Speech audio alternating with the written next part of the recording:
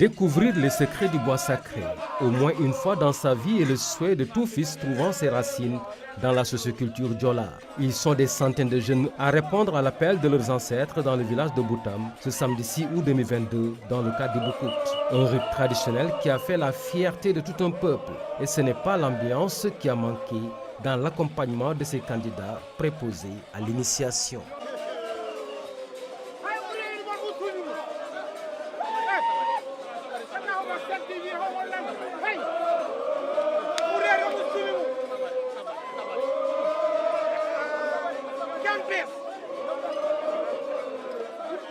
Amadou Badi, méconnaissable à cause de sa parade, nous livre les secrets des prouesses qui lui permettent de dompter le mal. Bon, ce sont des amulettes, comme on le dit, des talismans anti-sorciers, anti-coucoupe, anti-fusil et tout. Et même les diables. Voilà, donc on lutte contre ça. C'est un signe de bravoure. Pour nous, Africains, c'est un signe de bravoure. Donc quelqu'un qui est invulnérable au couteau et au fusil, donc c'est quelque chose d'extraordinaire. Mais est-ce que tout le monde peut le faire? Non, pas tout le monde, pas tout le monde. Il faut quand même préparer parce qu'il y a plusieurs étapes. On peut avoir des amulettes comme ça, on peut boire le liquide, on peut se laver le liquide et tu es invulnérable. Voilà. Non, c'est pas tout le monde. Il faut être initié à cela et vraiment œuvrer à ce que tu puisses faire autant. Franchement, c'est l'Afrique qui parle. Parce que voilà ce que nous ont légué nos aïeux. Donc nous, on ne veut pas perdre cette tradition-là. C'est pour cela que nous sommes partis auprès des vieux pour leur demander comment ça s'effectue. Des fois, c'est à base de 2 feuilles, composé de 2 feuilles. Vous malaxez l'eau là, vous buvez, vous mettez sur le corps, vous êtes invulnérable. Des fois, vous allez prendre des racines, plus quand même quelques peaux d'animaux, comme on le dit, il y a le lion, il y a le caïman, et tout la chèvre, noire ou blanche, vous prenez ces peaux-là pour mettre quand même ces racines là-dedans et vous devenez invulnérable. Voilà. Et des fois, ce sont des cornes à qui on met des produits, c'est-à-dire des racines qu'on a pilées et qu'on met là-dedans et immédiatement tu es invulnérable. Comme exemple, celui-là. Donc, quand je l'ai, je peux saluer n'importe qui et personne ne peut me détruire. Et je suis invulnérable avec cette voie. L'autre qui est à côté, c'est exactement la même chose. Partout où c'est sombre, on dit que personne n'entre et personne n'ose lever la voix pour me dire que mais pourquoi tu es entré ici? Voilà, donc il y a tellement de facteurs. Des fois, ça me plaît, on se donne rendez-vous. Tu me dis que tu vas me casser la gueule demain. Je dis à quelle heure? Tu me dis 9h. Je viens à 8h30, tu ne viendras pas. Tu ne vas même pas foutre le pied là-bas. Si tu te vois venir, je souris parce que je sais que tu vas changer de sujet. Parce que tu me diras peut-être que tu vas m'inviter à aller boire du thé, etc. Mais pas à la bagarre. Jamais. Voilà. Donc, à plus témoin, tu as cet instrument-là, 7 crochets, que tu t'allumes, etc. On te convoque à la gendarmerie, ou bien quelqu'un qui t'a convoqué à la gendarmerie, tu le devances là-bas. Il vient, il dit aux gendarmes, j'ai renoncé. J'ai renoncé à ce que j'ai dit. C'est moi qui l'ai porté plainte, mais j'annule. Donc l'Afrique a ses réalités. Mais bien sûr, celui qui ne croit pas, tant pis pour lui, mais nous on sait ce que ça veut dire. Notre grand-père, il a été à Singapour. Celle qu'on a dit, lorsqu'il voulait mourir, vraiment il a invité tout le monde. Il dit que lui, on ne le semera pas comme des grains d'arachide. Donc lui, lorsqu'il est prêt à mourir, il va s'élever dans les cieux. Et ce jour-là, il a invité tout le monde à boire ce vin-là. Bon, au finish, il est parti, on le regardait partir. Et ça a fait un tonnerre, et puis il n'est plus revenu. Alors, les feuilles qu'il avait achetées sont revenus, et on fait quand même ces rogniers qu'on voit à Yankee, tout autour. Et chaque année, quand tu le veux, même en saison sèche, tu vas demander, prier là-bas, il y a de la pluie. Alors, je me dis, général, Alungaï, Alungaï, c'est un vieux qui habite dans le Ousoui. Alors, j'ai choisi ces noms traditionnels pour quand même magnifier ma bravoure. Devant l'église de Boutam, ces initiés, reconnaissables à partir de leur paraître, torse nu, crâne rasé, pieds nus, attendant prières et bénédictions de l'abbé avant de prendre le chemin du bois sacré. Une occasion d'établir le lien entre le Boukout comme élément de la religion traditionnelle et les religions révélées. Le Boukout n'est pas une religion, c'est une étape de la vie qui caractérise un peu les cultures africaines, en particulier les cultures de la Casamance. À un certain moment de la vie, le garçon est obligé de passer par ces étapes pour intégrer le monde des adultes. Et ça lui donnera après toute la teneur qu'il lui faut pour pouvoir prendre la parole lorsqu'ils seront à l'arbre de palabre, parce qu'il sera considéré comme quelqu'un dans la société. Parce que sans ce rite de passage-là, il n'est pas considéré comme quelqu'un dans la société. Voilà. Alors l'Église se dit que nous devons pouvoir accompagner nos frères chrétiens qui sont obligés de passer par là. Il y a eu beaucoup de débats qui se sont posés pour demander est-ce qu'un chrétien doit passer par l'initiation. Il faut faire la différence entre initiation et circoncision. Ce n'est pas la même chose. L'initiation est un rite culturel qui permet aux Diola, et peut-être même à d'autres, selon le rite, de pouvoir intégrer une société à âge adulte. Alors, en tant que chrétien, il y en a qui veulent y adhérer, alors l'Église se propose de les accompagner. Il y a même un bois pour les chrétiens. Ça a été fait dans le Mofovi, ça a été fait également à Nyassia. Il n'y a pas une dichotomie en quelque sorte.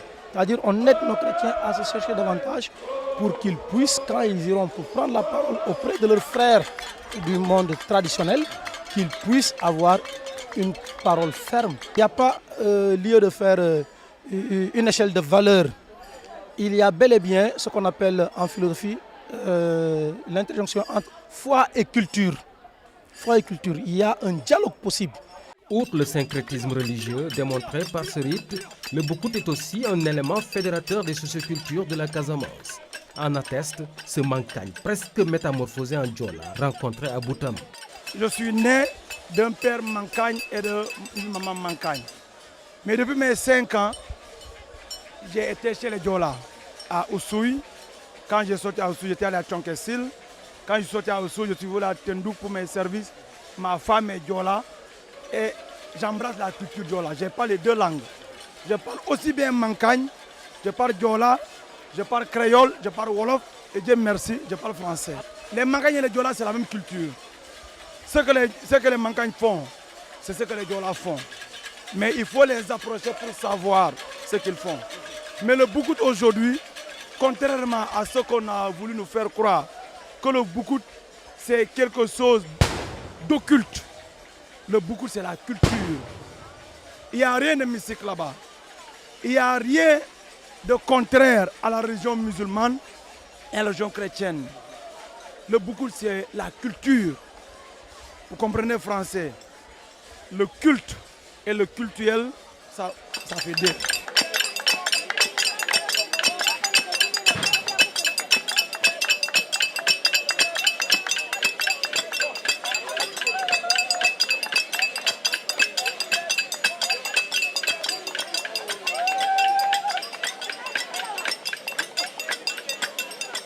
Tout comme Kantousan, d'autres sociocultures se sont joints au Boukout, histoire de mieux comprendre l'autre pour vivre en harmonie.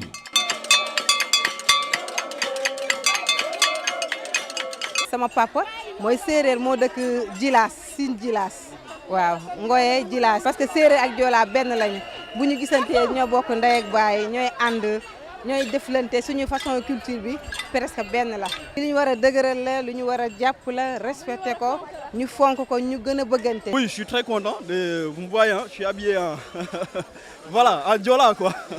Donc aujourd'hui je suis Diola. Donc c'est des moments de communion qui met les gens en commun, qui met les gens aux prises. Donc voilà, c'est tout le monde qui se retrouve en fait. Et il n'y a pas de Mandjak ou Diola ou Peul. Chaque personne, toute personne qui est en Casamance est concernée par le Boukout, est concernée par la culture, je dirais même tout le Sénégal. On a cette perception de loin qu'on a des cultures de ce genre de fêtes. Et voilà, mais qu'on vient découvrir pour se faire une idée, au lieu d'avoir une perception en fait. Le charme de cet événement culturel et cultuel a fini par faire du Boukout un label à valoriser dans le cadre du tourisme. La présence de ces Espagnols est plus que révélatrice de la beauté de ce rendez-vous. Une fête fantastique, très jolie, et nous l'avons passé très bien ici. C'est la première fois que nous avons venu et ça a été fantastique. Les joies des gens, qu'ils dansent et qu'ils chantent, et leur vitalité aussi. Et les joies, surtout les joies. Après les prières à l'église, déchaînés, les Ambach n'ont plus droit de regagner leur domicile. Direction le bois sacré. encadrés par leurs aînés et les sages du village, l'inquiétude se lisait sur le visage de ces centaines d'initiés qui ignoraient encore ce qui les attendait dans l'environnement mythique où ils vont passer des jours durant, loin de l'affection maternelle, suffisant pour plonger la gente féminine dans une joie attristée. C'est tout un mystère parce que nous ne savons pas ce qu'ils vont trouver à l'intérieur du bois sacré. C'est un moment très fort pour nous, on ne peut l'expliquer. Ce sont des sentiments, bon, on ne sait pas, voilà, c'est un mélange de tristesse et de joie. On a l'information que bu ñu génnee dañuy gën a doon ay nit yu responsable, dañuy gën a doon ay nit yu am yërmande. Donc c'est beaucoup de joie en tout cas. xawoon naa tiit ngir sama doom yi ma dénk te dénkuma ko kenn dul seen waajur yi tey laa xam ne góor diis na xeer la waaye yaay moo gën a diis bàyyi parce que boo fàttale ko li nga sonn sa doom yi ba ñu toll nii tey nga nar a séparé wu ak ñoom yàlla il faut nga gëm te maa ngi ñaan ñi dem ni ma leen ko joxee ci jàmm ñi dellu siwaat ci jàmm fekk ma fii sama cosaan la mënu ma ko bañ cosaan nag danga ko war a def te ñun ci joolaay boo defulee cosaan bi rek doo dara. xolu yaay mooy yëngu nga am yërmande waaye nag ñu sant rek te xam ne cosaan la te cosaan bi dëgg la.